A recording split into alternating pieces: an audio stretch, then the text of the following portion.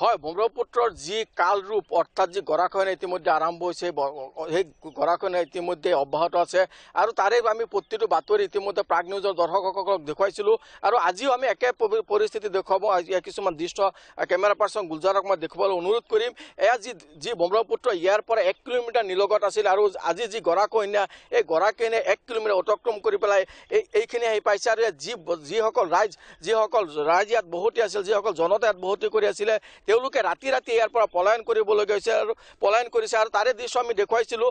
একমাত্ৰ প্ৰাগ নিউজ আমি দেখুৱাইছিলোঁ যে ইয়াৰ যি পৰিস্থিতি, যি ভয়ানক পৰিস্থিতি হৈছিলে, সেই ভয়ানক পৰিস্থিতি আমি দেখুৱাইছিলোঁ আৰু আজি আমি ইয়াৰ একেই দৃশ্য দেখুৱাবলৈ তেনেকুৱা একেই দৃশ্য আছে যে এই পৰিস্থিতিত মানুহবিলাকে কেনেকৈ পলায়ন কৰিছে তাৰে দৃশ্য আমি আজি দেখুৱাবলৈ যত্ন কৰিম। ইয়াৰ আগতে মই আৰু এটা বস্তু দেখুৱাবলৈ অনুৰোধ কৰিম। কেমেৰা পাৰ্চন গুলজাৰে দেখুৱাই আছে ইয়াত যোনটো গৃহ আছিলে, এই গৃহটো কিন্তু ৰাতিয়ে তেওঁলোকে ইয়াৰ পৰা ঘৰটো তেওঁলোকে ভাঙি মেলি ইয়াত পলায়ন কৰিছে আৰু এই ঘৰটো বৰ্তমান এই ঘৰ আধা অংশ ইতিমধ্যে ব্ৰহ্মপুত্ৰৰ বুকুত যা গৈছে আৰু এই প্ৰকাণ্ড ইতিমধ্যে গৰাখহনীয়াৰ যি প্ৰকাণ্ড এই ফাট কেমেৰা পাৰ্চন গুলজাৰ মই দেখুৱাবলৈ অনুৰোধ কৰিম। এনেদৰে এখনৰ পিছত এখন কিন্তু ইয়াৰ যি গৃহ আছিলে, সেই এটা গৃহ ইতিমধ্যে ব্ৰহ্মপুত্ৰৰ বুকুত যা গৈছে আৰু এই পৰিস্থিতি কিন্তু ভয়ানক পৰিস্থিতি হৈছে। ইয়াৰ স্থানীয় লোক ইতিমধ্যে এক আতংকৰ জীৱন অতিবাহিত কৰিবলগীয়া হৈছে আৰু তেওঁলোকে কোনোবাই যদি ঘৰ বাৰী ভাঙি পলায়ন কৰিছে, কোনোবাই আকৌ নিজৰ সা সম্পত্তি থৈ ইয়াৰ পৰা পলায়ন কৰিবলগীয়া হৈছে। এই কৰুণ দৃশ্য আমি কিন্তু প্ৰত্যেকটো দৃশ্য আমি প্ৰাগত দৰ্শকসকলক দেখুৱাই আহিছোঁ আৰু আজিও সেয়া দৃশ্য আমি দেখুৱাই আছোঁ। এয়া হৈছে কৰুণ দৃশ্য আৰু এইখনেই গাঁও, যোনখন গাঁও ইয়াত প্ৰায় 500 শতাধিক মানুহ লোক আছিলে। সেই লোকসকল ইতিমধ্যে ইয়াৰ পৰা তেওঁলোকৰ যি বাসগৃহ আছিলে, সম্পূৰ্ণ বাসগৃহ ইতিমধ্যে এই ব্ৰহ্মপুত্ৰৰ বুকুত যা গৈছে, অৰ্থাৎ ব্ৰহ্মপুত্ৰৰ যি প্ৰবাল হতে উঠাই লৈ গৈছে আৰু ইয়াত কিছু স্থানীয় লোক আছে, আমি তেওঁলোকৰ পৰা জানিব বিচাৰিম তেওঁলোকে কি আতংকত, কি পৰিৱেশ তেওঁলোকে ৰাতিটো পাৰ কৰিবলগীয়া হৈছে। যিহেতু কালিও আমি প্ৰাগ নিউজক ইয়াৰ পৰিৱেশ দেখুৱাইছিলোঁ আৰু ভয়ানক পৰিৱেশ দেখুৱাইছিলোঁ। ইয়াৰ পৰা মানুহবিলাক পলায়ন কৰিছে, কোনোবা হয়তো কাৰোবাৰ ঘৰ বাৰীলৈ পলায়ন কৰিছে, কোনোবা হয়তো তেওঁলোকে মাটি বাৰী পেলাই থৈ পলায়ন কৰিছে। ইয়াত আপোনালোক যিহেতু আপুনি স্থানীয় লোক, ইয়াত আপোনাৰ কিমান কেইখন ঘৰ আছিল, কিমানটা ঘৰ আছিল ইয়াৰ পৰা তেওঁলোকে পলায়ন কৰিছে? প্ৰায় 500 মান ঘৰ আছিলে। ইয়াৰ ৰাতিৰ ভিতৰত আজি মানে য'তে ত'তে পেলাই থৈছোঁ। এতিয়া নি আছোঁ আমি ঘৰবিলাক এতিয়া আমি লৈ গৈ আছোঁ। এতিয়াও ভাঙিয়ে আছে, এতিয়াও এনেকুৱা ভাঙি আছে, বহুত আৰু যাব ঠিক নাই। আপোনালোকে এই আতংকত কেনেকৈ ৰাতিটো কেনেকৈ পাৰ কৰিছে? আজি ৰাতিটো কেনেকৈ? ৰাতিটোতো টোপনি নাইয়ে আমাৰ, এনেকেই আছোঁ ৰাতি। এই ঘৰ বাৰীবিলাক ভাঙি পেলাই এতিয়া মানুহবিলাক ক'লৈ গতি কৈছে, ক'ত ঘৰ বাৰী এনেকুৱা হৈছে আমাৰ খালি টিংপাত হেকেইটা নিছোঁ আৰু গোটেইটো পানীতে গ'ল। এইখিনিহে গোটেই পানীয়ে লৈ গুচি গৈছে।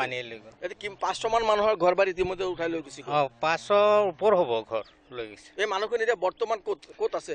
এইফালে ধৰক মাথাউৰিতো আছে, গাঁৱতো আছে, বহুত সময় য'ত ত'ত ৰৈ আছে আৰু ক'ত ঘৰ বাৰী নাই, কি কৰিব, উপায় নাই। হয়, এয়া এজন ভুক্তভোগীয়ে কৈছে এইখন গাঁৱতে স্থায়ী বাসিন্দা হয়।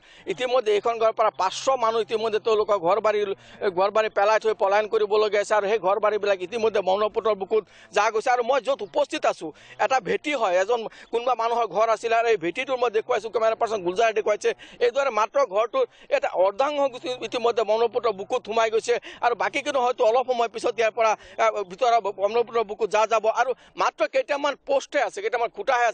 কেমেৰা পাৰ্চন গুলজাৰে দেখুৱাইছে মাত্ৰ ইয়াত 3টা পোষ্ট আছে, বাকী ইতিমধ্যে গোটেই বেছি অংশ ইতিমধ্যে ব্ৰহ্মপুত্ৰৰ বুকুত সোমাই গৈছে। গতিকে এইদৰে এখনৰ পিছত এখন গাঁও ইতিমধ্যে ব্ৰহ্মপুত্ৰৰ বুকুত হৈছে। ইয়াত আৰু এজন ব্যক্তিয়ে উপস্থিত হৈছে। যিহেতু আপোনালোকৰ এই যি পৰিস্থিতি ৰাতিৰ ভিতৰত দেখা গৈছে, ইয়াৰ পৰা শ মানুহ ইতিমধ্যে পলায়ন কৰিবলগীয়া হৈছে। ব্ৰহ্মপুত্ৰ কাল ৰূপ ধাৰণ কৰিছে।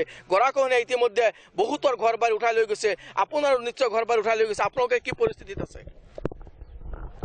পৰিস্থিতিটো দেখিছে আপোনালোকে যে গৰাখহনীয়াই চব ভাঙি লৈ গ'ল, বাৰী ঘৰ চব কেইটা ভাঙি লৈ গ'ল। এতিয়া শ বিঘা মাটি গৰাখহনীয়াই লৈ গ'ল, নদীত পানীয়ে লৈ গ'ল। আপোনালোকে এই পৰিস্থিতি, যিহেতু আপোনাৰ নিজৰ ঘৰটো এনেকুৱা লৈ উঠাই গৈছে, আপুনি এই মুহূৰ্তত আপোনাৰ যি অনুভৱ হৈ আছে, এতিয়া আপোনালোকে ক'ত থাকিব, কি কৰিব? এতিয়া ক'ত থাকিম, চৰকাৰে বুজি লওক, যে চৰকাৰে কিবা এটা সুবিধা দিয়ক এই ৰাইজ থাকিবৰ কাৰণে। হয় এওঁলোকে কিন্তু অঘৰী জীৱন কটাবলগীয়া হৈছে তেওঁলোকে ক'ত থাকিব কোনো ঠিৰাং নাই ইয়াত এজন যুৱক আছে তেওঁৰ পৰা জানিব বিচাৰিম যিহেতু আপোনালোকৰ এই পৰিস্থিতি যি ভয়ানক পৰিস্থিতি আমি প্ৰাগ নিউজে প্ৰত্যেকটো বাতৰি পৰিবহণ কৰি আহিছিলোঁ আৰু আজিও দেখিছোঁ যে একেই গতি ব্ৰহ্মপুত্ৰৰ যি কালৰূপ এই কালৰূপ আজিও আছে আপুনি এই মুহূৰ্তত কি ক'ব এই পৰিস্থিতিলৈ কি ক'ম আৰু যি পৰিস্থিতি হৈ আছে আৰু কি ক'ম ইয়াৰ বিষয়ত এনে লাহে লাহেকৈ আমাৰ সিপিনে গৈ পেলাই পাই যাব বেছি কম আজি ৰাতিৰ ভিতৰত কমচে কম 50 ঘৰ আছিলে ইয়াৰ পৰা তালৈকে ইয়ালৈকে ইয়াত আহি পেলাই পাই গ'লে 50টা ঘৰ ৰাতিৰ ভিতৰত উঠাই গ'ল গতিকে এইদৰে কিন্তু ব্ৰহ্মপুত্ৰৰ যি কালৰূপ আমি দেখুৱাইছিলোঁ এটাৰ পিছত এটা ঘৰ কিন্তু উঠাই লৈ গৈছে আৰু যি কৰুণ দৃশ্য একমাত্ৰ প্ৰাগ নিউজত দেখুৱাইছিলোঁ কিন্তু এই কৰুণ দৃশ্য প্ৰাগ নিউজত দেখুৱাৰ পিছতো কিন্তু চৰকাৰ তথা যি ৰজাগৰীয়াসকল আছে তেওঁলোকে কোনো ধৰণৰ আজিলৈকে ইয়াত পদক্ষেপ লোৱা নাই বা কোনো ধৰণৰ পাৰ্কো পানীৰ ব্যৱস্থা কৰা নাই বা ইয়াক গতিৰোধ যেতিয়া প্ৰতিৰোধ কৰিবৰ কাৰণে ব্ৰহ্মপুত্ৰৰ গতিৰোধক প্ৰতিৰোধ কৰিবৰ কাৰণে কোনো ব্যৱস্থা কৰা নাই মই আকৌ এই যুৱকজনৰ ওচৰলৈ যাব বিচাৰিম যিহেতু কালিৰ পৰা আমি ইয়াত ধাৰাবাহিক হিচাপে ইয়াৰ বাতৰি পৰিবহণ কৰিছিলোঁ কিন্তু ইয়াত কোনো ধৰণৰ চৰকাৰী বিষয় আহিছে নেকি নাই কোনো অহা নাই ইয়াত স্থানীয় বিধায়ক আহিছে নেকি কোনো অহা নাই গতিকে এইদৰে মানুহখিনি কি অৱস্থা তেওঁলোকে বাৰম্বাৰ আজিৰ পৰা নহয় তেওঁলোকে বিগত 15 বছৰ ধৰি মই কৈ আহিছিলোঁ 15 বছৰ ধৰি তেওঁলোকে চৰকাৰক অনুৰোধ কৰি আহিছে